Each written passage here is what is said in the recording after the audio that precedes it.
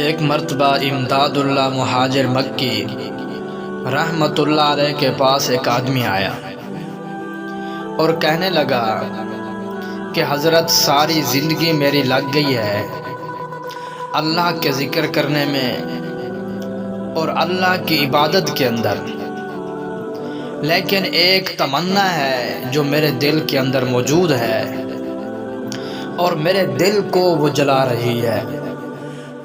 آج دل چاہتا ہے کہ میں وہ تمنا آپ کے سامنے ظاہر کر دوں۔ امداد اللہ مہاجر مکی رحمۃ اللہ علیہ نے ارشاد فرمایا، وہ کون سی تمنا ہے؟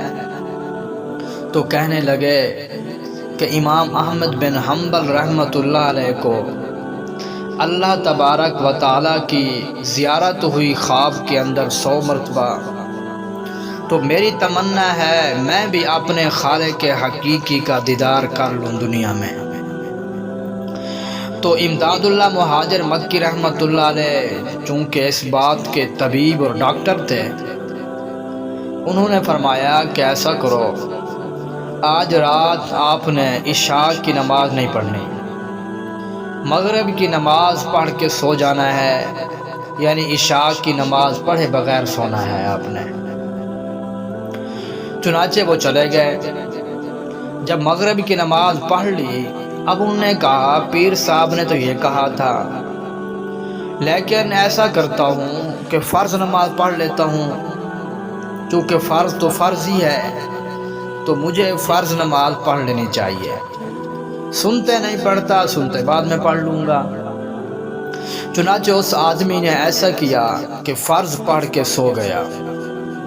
جیسے ہی سویا تو پیارے آقا علیہ الصلاۃ والسلام خواب میں تشریف لائے اور فرمانے لگے کہ تو نے سنتے کیوں چھوڑی ہیں؟ فرض تو پڑھ لیا ہے، تو نے سنتے کیوں چھوڑی ہے؟ چنانچہ دوسرے دن امداد اللہ مہاجر مکی رحمۃ اللہ علیہ سے یہ بات اس آدمی نے عرض کی، تو انہوں نے فرمایا کہ دیکھو، آپ راز نہیں سمجھ سکے کہ جس اللہ نے آپ کو توفیق دی تھی اتنی زندگی عبادت کرنے کی، تو کیا اب وہ اللہ اور وہ خالق آپ کی عبادت قضا کرا دیتے، یعنی آپ کی نماز قضا کرا دیتے؟